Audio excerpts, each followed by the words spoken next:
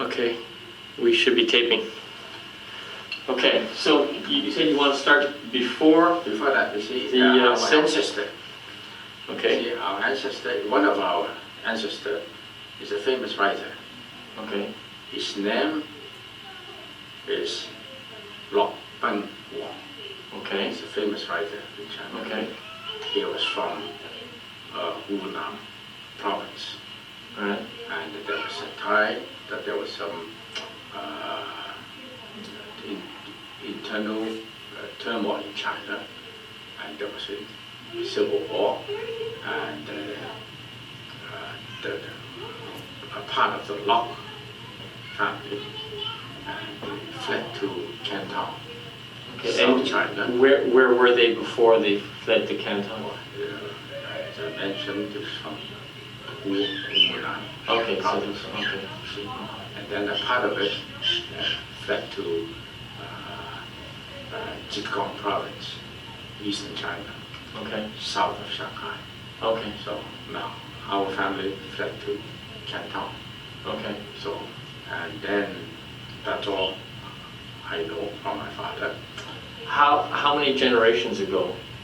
This Could that I have have to been? look through the history and the, well, I would say that the so-called Wang Zhao Nan, see, that's a period that our family fled to Canton. Okay, And then, of course, from that period until my grandfather, that I do not know. okay, See, except that my father, my grandfather, before the turn of the 1900, mm-hmm, and he had a business importing silk mm-hmm, in Western Canada, I believe in Vancouver. okay, And then he gave birth to two sons. mm-hmm, One is my father. okay. And his name? His name is Lok Kin Bak. Okay, is that where his last name Locke comes from? Of course, Lok Okay, okay, And then the other one, I don't even, my uncle, mm-hmm. the older one, I don't even know the name. Do you know when your father was born? I don't know the date anymore. But he was born in Canada, though? Yes, he was born in Canada. Yeah. Okay, so he was a Canadian citizen? He was a Canadian citizen. And that's why my brother and sister were Canadian citizens, because my father applied for the citizenship before they reached 21. Oh, so wait a second, your brother is a Canadian citizen? Yeah, Or he was? was a Canadian citizen until he couldn't come back to Canada before before age 25. He lost his Canadian citizenship. Oh, okay. What about you then? See, I was 25 already, Oh, I so see. that's why he couldn't apply for me Okay. as a Canadian citizen. Okay, So I had to All apply right. for myself. okay. All right. And then of course, being a businessman, my grandfather figured that the children should be educated. Mm-hmm. So, and also I suppose that he has enough money, being in business, so he can afford to send the children to school. Right. And so my father was a graduate from Harvard University Business School. Right. So after that, due to the fact my grandfather was in textile, importing silk, Right. he figured that he should send the children to have some knowledge in textile. So my father went to Oldham, Massachusetts, Okay. to get some experience in textile. And after that, he sent him to Manchester, England. Mm-hmm. to have some business, some knowledge in textile. So, and after that, he figured that there's one of the children should be back in China to take care of China end of the business. Right. So obviously my father was selected. Now, what was your father? He was the oldest, then? No, No. my father younger one. The younger one. And Younger then, of the two sons. okay, and your uncle you don't know much about. You don't know No. what he did. Wow. He must have taken care of my grandfather's business Right. after my grandfather passed away. Okay. You know, get back to that, my grandfather died. You see, soon after that, my father went back to China. So, and then a few years after that, I don't know the year because my father didn't tell me, and my uncle also died. So that's how my father stayed in China. Right. Okay. Okay. I was born in China. What about your grandmother? Do you know anything?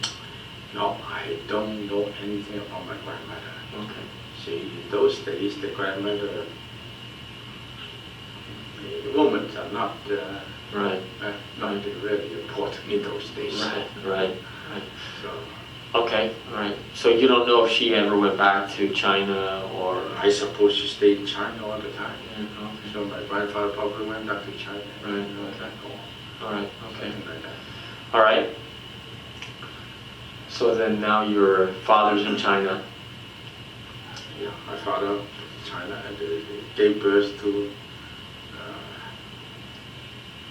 two sons and one daughter. Right. And I am the eldest one. And my younger brother and my sister is the youngest one of the family. And your younger brother being my namesake. That's right, yes. And my younger brother, the name was given to him by our English teacher Oh. in China.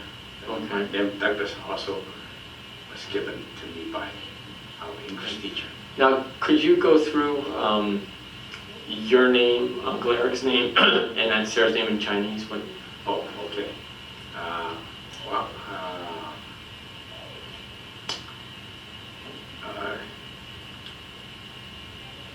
for that, I think I have to go back to my father's first marriage.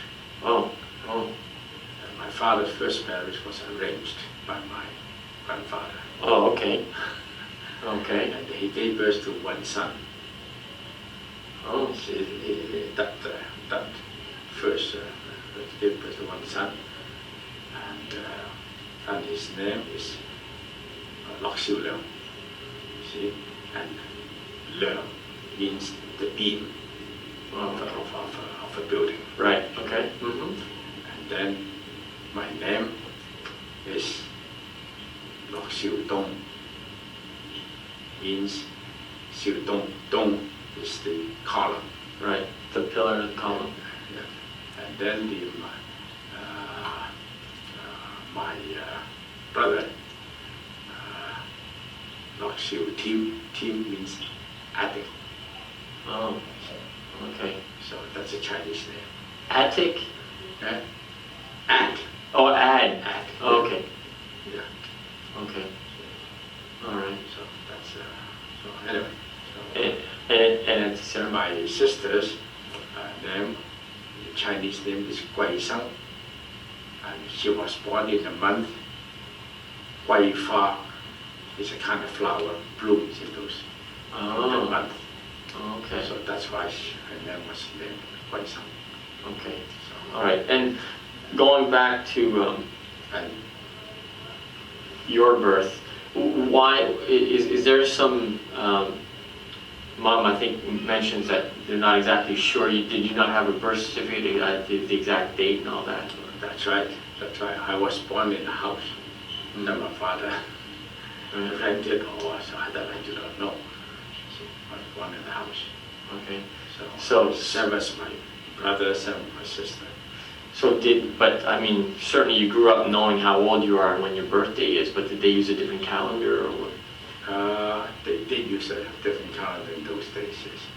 But anyway, this is, it's hard to, for the convenience, they just adopted that date as our calendar. As December 19th, 1922, but they're not sure if that's exact date or if it's around that date or. That's official date. Yeah. But certainly the year is correct. I presume so. Yeah. Right. Okay. All right. Now, what about this first born from your father? What happened to him from the first marriage, the arranged marriage? Arranged marriage obviously didn't work out very well because his first wife never want to come to Shanghai. He wanted to stay in the country. Okay. So he was living in the country. Yeah, that's right. I heard from one of my father's associates that she wasn't very faithful. Oh, okay. So that's why my father just dropped her. Okay. So he married. Okay. And your half brother, you don't know? Well, I would say my father is never neglected their children. Mm-hmm. And my brother was educated. Well, he got his master's degree from London University. So you knew him growing up? Oh yeah. And then he got his PhD in Germany. Oh, okay. Yeah. So, and he speaks German, and he was one of the officials in my father's factory in Shanghai. And when you're talking factory, still the textile silk at that time? No. Okay. So because we skipped it. When my father was born, when my father went back to China there after the business, cannot do business with Canada anymore due to the fact his brother also passed away in Canada. Mm-hmm. So he becomes the chief engineer of the Wing On textile mill. Okay. He's the chief engineer of the Wing On textile mill. And what did they make? They make cloth, Mm-hmm. khaki cloth, and the spinning mill make thread and things like that. And also one time, even export the fabric to make airplane wings. Oh, okay. To U.S. Okay. Hmm. So in those days, early days. Now, what date would you place that where your dad started to? I do not know. He didn't tell me that. Mm-hmm. He didn't tell me that. All right. Okay, so what's next then? That's and then your half brother. What did he end up? He was an official in that company. He's an official in that company. That's it. Where is he now? Is he? Well, actually, due to the fact he's quite a few years older than the second, second marriage and right. children. And so my father, of course, had heart problem. Oh, okay. So he asked the eldest one, as usual in Chinese tradition, asked him if he would take care of the younger ones if he passed away, right, or something. But he refused. Mm. So my father just gave his share of the inheritance, but it was right. the assigned inheritance. Right. Bought him a house, gave him whatever he's supposed to have. Right. And that's it. So he doesn't. He came to support. Like that's your share, and that's it. Mm. Okay. That's how. And he has 4 daughters. Okay. Are they all in China now? They're all in China. And is he still in China now? or- I have no idea at all. Okay. All right. Okay. Because of that, he doesn't want to have anything to do with my father's second family. Oh, I see. Okay. So you just don't know. Yeah, I don't know him anymore. No. Right. Okay. So let's go back to you then. So your father was still in the textile business. Well, I guess then he meets your mother. Oh yeah, that's way before that. Right. Yeah. Of course. Okay. So And then so they goes to 2 children. do you know how they met? Right. I have no idea at all. Okay. No idea at all. All right. We Okay. didn't talk about that. Right. In China, you don't talk about the romance, Okay. especially that generation. Right. Okay. All right. So, and he was in the textile business, and then how does that lead? There's a big because you were. Okay. Let's talk about you grew up. You grew up in Shanghai then. Yeah. And let's talk a little bit about the different languages or the dialects in China and how you know so many. Okay. Well, that's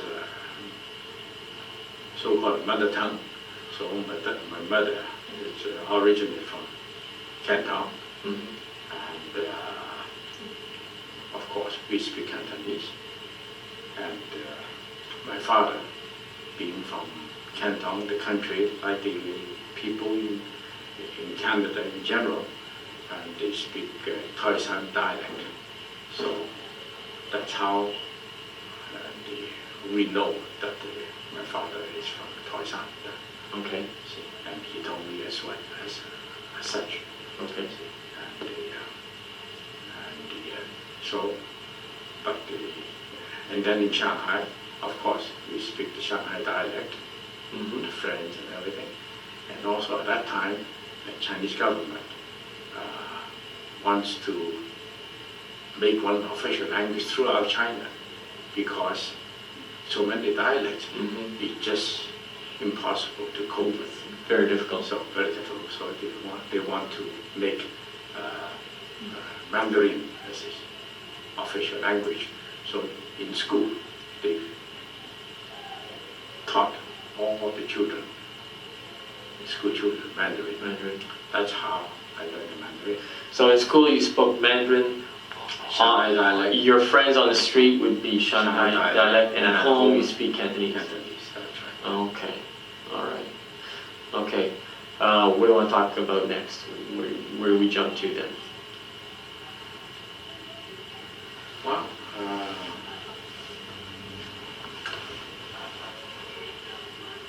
How about how? Okay. well, I think that's how it is. And then after I finished school in China, and my father didn't want me to work in his factory. Why not? What, I don't know, he figures, well, before that, I was working in his factory for a few summers. He never wants me to disclose that I'm his son. Oh, So I get really? spoiled. Really? So you were working there, no one knew you were his son. That's right, yes. And how old were you around that time? teenage years, something like that. Okay. Teenage years, something. Well, obviously 20. Around 20, I would say. So never. And then I follow a draftsman to learn drafting, like that. So. But he was in textile at that time. Was he no, still in textile? At that time already, he has he created, well, finally he created a textile machinery manufacturing. So making looms, making. Making textile machines. The machines made Oh, I see. like the spinning mill. Okay, right. Okay, so now. And he, of course, textile mills are not built every day. Mm-hmm. So during the slack period, he manufactured the machine tools, like lathe, shaper, planing machine, and things like that. turret lathe, things like that. Okay, and so why did he decide to switch from textiles to making the machines for textiles? He was still the chief engineer of the textile Oh, I see, okay. mill. And then on the side, On the side? would be Okay. good to. Now, what kind of place were you living in at that time? What kind of place were you born? What kind of house? Was it an apartment, house? It was at that time.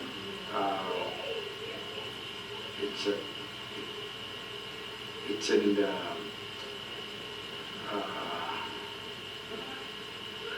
in a house which is rented. Okay. In a house rented. That's where you were born? Yeah, that's right. Yes. Okay, in a rented house? Yeah, likely it's a rented house. Big, small, medium? Medium. Okay. Medium. All right. So more or less like a townhouse, one after the other. Oh, okay, all right, okay.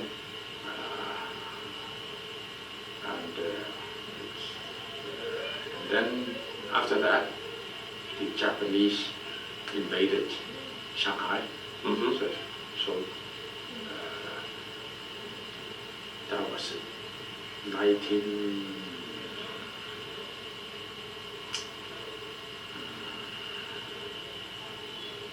I forgot the year now. Mm-hmm. So and then we moved to another house. Is that because of the Japanese invasion, or? Yes, there's a certain disturbance there. Okay. Japanese. And at that time, my mother's father has a Chinese drugstore. Okay. Herb drugstore. Okay. Herbal drugstore. And and that was a 4-story, 5-story building. Mm-hmm. And then we lived on the second floor. Oh, okay, right. The second floor. And then the other floors, storage, and also the employees' sleeping quarters. Oh, okay. All right. Like that. Okay. So. And that was your mother's father who owned that business and owned that building? Yeah. And also my mother's father is a Chinese doctor. Oh, Chinese okay. doctor. Yeah. All right. He sees patients every day. Oh. See, patient comes every day, and after that he makes a prescription and get the prescription made in the drugstore. Mm. Anyway,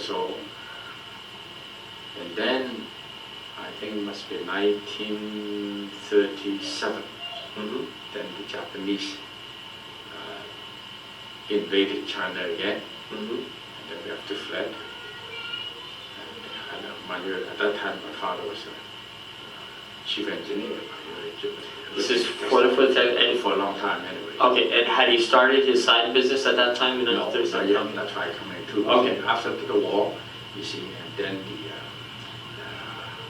you figure that it's good to start something to make some. Since he's expert in textile, and he started to manufacture the textile making machine. Right. Wasn't there a time, or is that the same time where you were copying plans? Copying blueprints of machines or Yeah, measuring that's machines? right. Yes. So could you tell me a little bit about that story? We were copying.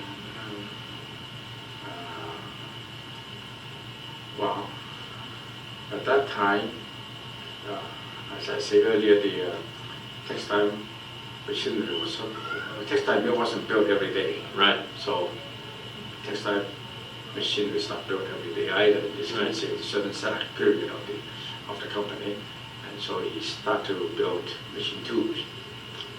And then of course, then the Japanese came, and then Japanese took all the factories away.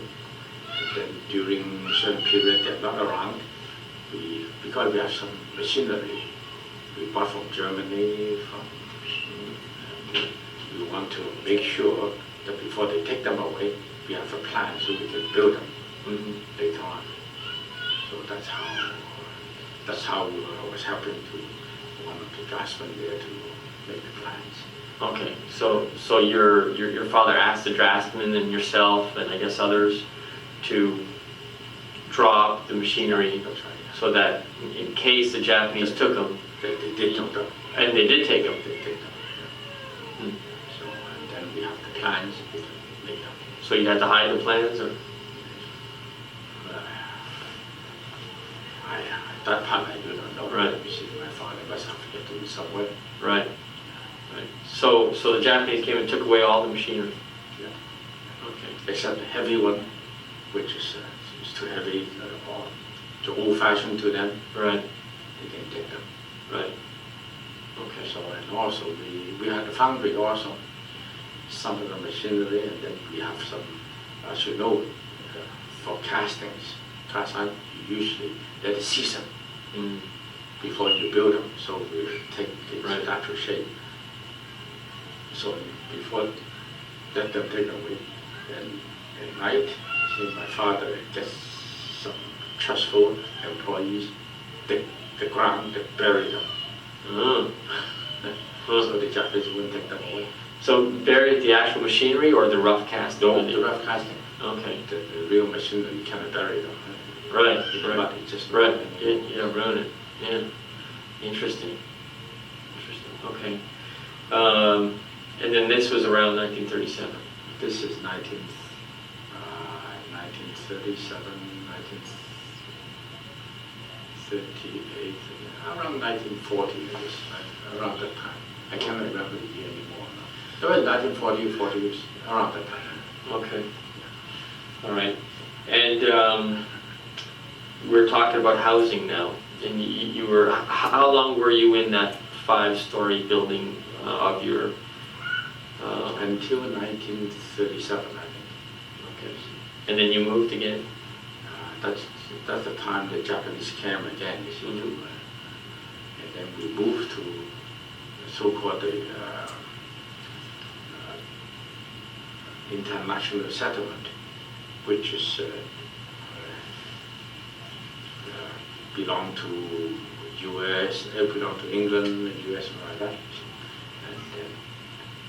so we stayed there, so Japanese couldn't get in. Oh, really? Okay. So it's only at the Pearl Harbor War that the Japanese came in Mm. to take everything away. Mm. That's the time the Japanese took away my father's machinery. Right. So this was from your father's company, not where he was the. Next to it. Okay. Next to it. Okay. All right. What else now? So, what about this house that your father had built? Well, my father didn't build that house. My Oh. father bought that house. Okay. And he makes enough money and bought a house. That house is a big house. Has 5 sections. See, in the old days, the old Chinese family tradition, whole family lived together. Mm-hmm. Since he bought a house for his eldest son already with the first marriage, Mm-hmm. so he figured the second family would have a house, a home. So he bought a house with 5 sections, one for himself and his wife, my mother of course, and then one section for me, and one section for my brother, and another section for my sister, and then the central section is common place. A common area. Common area, the hall and everything, so for entertainment. So the entertaining. So it must have been a pretty big house. It's a big house, yes. It's about 60 rooms, 65 rooms. 65 rooms. It's a big house. Wow. See, at the moment, the government, the government wants to buy that house. You figure that at that time, I left already to Canada. My father passed away already. And then only my mother and my brother. So they want to, they said, well, this house is too big Mm-hmm. for your family and you cannot own that house. Mm-hmm. So they want to buy that house, and my mother, for sentimental reason, she didn't want to sell. So finally, the government said, okay, I'm going to exchange 2 small houses for you. He said, you have communist government, you cannot argue with them, so you just that's it. That's what happened. That's what happened. So, and at the moment, that house becomes a real estate control board, Right. government In, office building in Shanghai. in Shanghai. And did you get to revisit that house when you went back to China? I did, yeah, in 1990, just went back to have a look at it, and that's it. We didn't go in. Right. Yeah, the steel gate was gone already. Because one time the communist government, they created the backyard foundry, or what do you call it. So everybody take down, any steel to take down, they try to make steel. Right. It's fast. Okay, let's talk a little bit about how you ended up in Canada and why you went there in the first place. Well, after I finished school, my father didn't want me to work in his factory because I would be spoiled. So he sent me to one of his business associates who imports Siemens motors and import Atlas steel from Atlas Steel in Canada. Sterlite from Delaro, the Peterborough. And also he ordered he has ordered some automatic machinery. This is your father who ordered this? No. Okay. It's from my father's business associate. Right, okay. You see, it's a separate company. Okay. My father buy merchandise from him, Okay. like Siemens motors. Right, okay, yeah. And then my steel, iron steel. Right. From him. Right. And modern tool and die automatic machinery in those days. That's in 1946, 47. And so my father pushed me to, in that company, try to learn the business. Right. It's because my father is a business-minded because he went through business school. Right. So Okay. he figured I should learn the business. Right. So on hand. So that's how. And then at that time, that particular company has about $1.5 million order. Huge for that time. Oh, it's a huge from Canada. As I say, 3 main suppliers are Atlas Steel in Welland, Ontario. Sterlite is from Delaro, Ontario. It's a very hard material. Right. And they are from Delaro, Ontario, New Peterborough. And also another one is Modern Tool and Die from Windsor, Ontario in those days. Okay. And so I was sent over here to expedite the delivery of the machinery in 1947. And that was by ship, I guess at that time that you I came by ship. Okay. Ship. So anyway, that's how. And you were where in Canada? Just in hotels or? No, I was sent officially to Canada to have training in Atlas Steel. Okay. So being a big customer of being actually that the business associate of my father's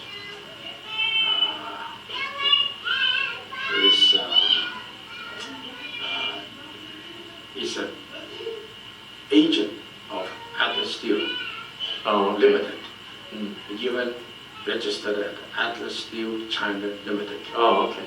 In China. All right. So, and then I was sent over here officially to have training in Atlas Steel Limited. Right. Welland, Ontario. Okay. So that was back in 1947. And of course, during the training, and the communist China took over Shanghai. So my father cabled me, telling me to stay put in China, to stay put in Canada, Right. until the political situation cleared up. Right. But never cleared up, obviously. Right. So, and then of course, I came in as a business visa. Right. Of course, when I come to renewal, And where were you living at that time? at that time I was in Toronto. Oh, living in Toronto. Toronto. Then, Okay. I had to leave out of studio, no business done already. So Canada wouldn't allow any merchandise to be shipped to China. Oh, so that order never Never delivered. delivered. Never Wow. delivered. You see. Okay. So, and then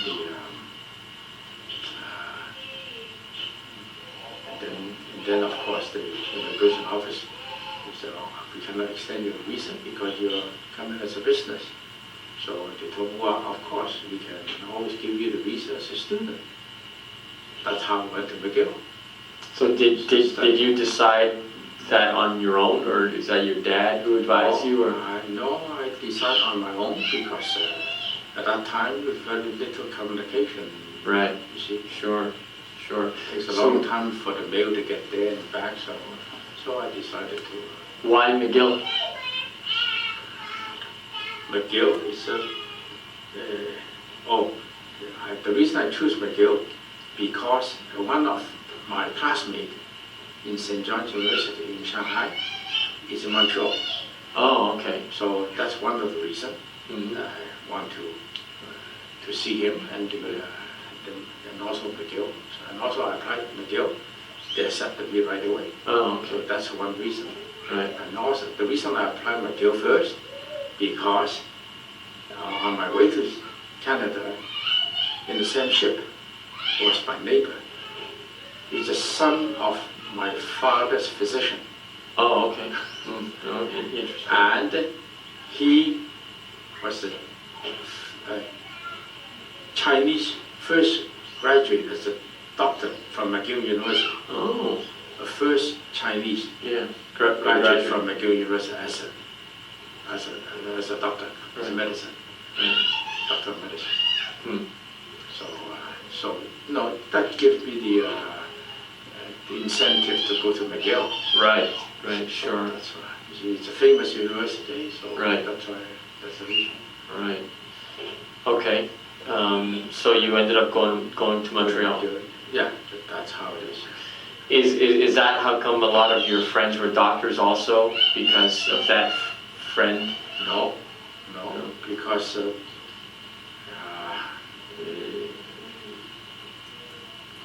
it just happens that the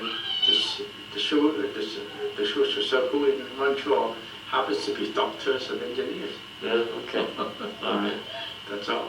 Okay. All right. Now your brother and your sister were still in China at that time. Yeah, that's right. Yes. Okay. And then you never saw your father again? No, my father died in 1954, Okay. So about June the so- 6th. Oh. Okay. I remember the date. Okay. All right. But you didn't get to see your mother again. Then, of course, after I graduate, see again, immigration problem again. Okay. See, I'm not a student Yeah, you're not a anymore. student anymore, right? So, Okay. then, of course, I got a job Right. at the Woodbridge Company. Okay. The No reverse problem company. whatsoever. So, and then well, you can extend your visa. So I become a non-status person in Canada. Oh, really? Okay. Yeah. Right. So they even, in those days, the immigration law says I was supposed to be deported. Right. Okay. See, the reason when I applied, they told me, actually this is one official reason, they actually has no intention to deport me or anything like that, but we have to go through the official application and everything. They told me to apply for immigrant status. Okay. So, and then when I apply, So in those days, still there's a law saying that Asiatic race not acceptable. Oh, really? So Okay. they use that, so not acceptable. Right. So so they told me, don't worry about that.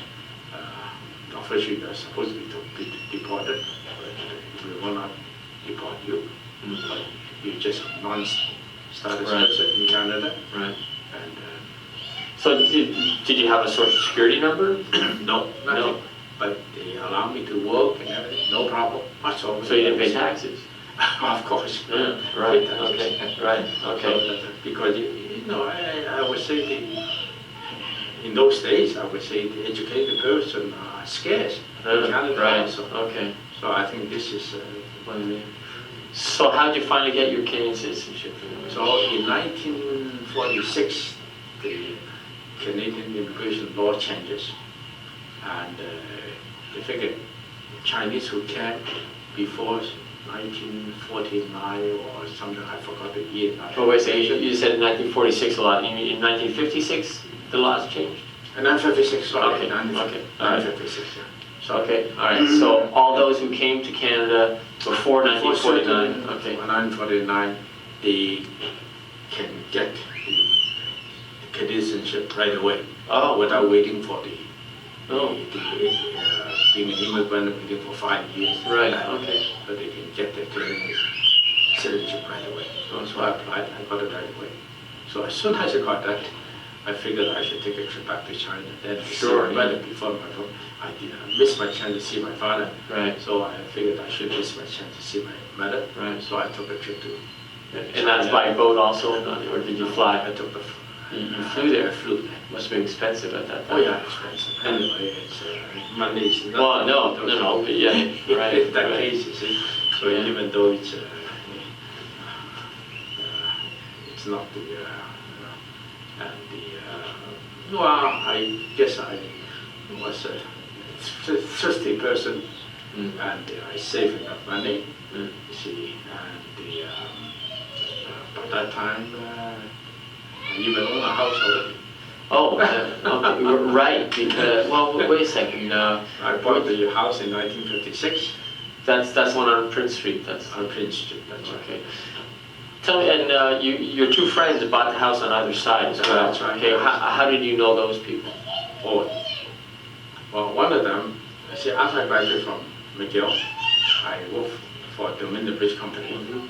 That's how I met one friend looked at the house on the left side, and Charlie Cito, and he worked for the Bridge Company already at that time. Okay. So he has a master's degree in structural engineering from Michigan. Okay. And then on the right hand side, Xu Beidong, and he's a PhD from Cornell. Oh, wow. He's a structural engineer also. Okay. And I met him through a friend of mine I met in Toronto. And then when he moved from Toronto to Montreal, that friend of mine asked him to look for me. Oh, that's So that's how I met him. okay. Now, speaking of these PhD and stuff, now what was your degree at McGill exactly? Just a Bachelor of Engineering. Okay. Did you specialize in any Mechanical. Okay, mechanical, and that's all. Yeah, That's all. just like me. Yes, that's right. Don't forget, your daddy was poor. He borrowed money from this Xu Beidong, this Oh. PhD, Oh, is that so to pay for your education? last year. Oh. Last year, borrowed money from him to finish my school. How did you get the money for the first 3? I guess it was maybe a 5-year program at that time, or 4. Actually, McGill gave me 1 year or Okay, credit 2 years or of whatever. credit. So then, of course, I had some money when I can. I save a lot. I very thrifty. I have no choice. Right. In a way, this is education from my father. Okay, all right. Okay, so he helped pay, and then once you had a job at the new bridge company, then you paid him back and you saved for a house and all that stuff. That's it. Okay, all right. Okay, anything else? That's all. And I think basically that's. So I think in the future, I think you will find maybe some missing link somewhere, Yeah, I got then you. you can ask. Right. Okay. All right. Well, thank you. Okay. Thank you. I'm sure everyone's gonna enjoy. Yeah, enjoy getting the whole story on tape and everything. Yeah. So that's fantastic, and thank you. Good. You're welcome.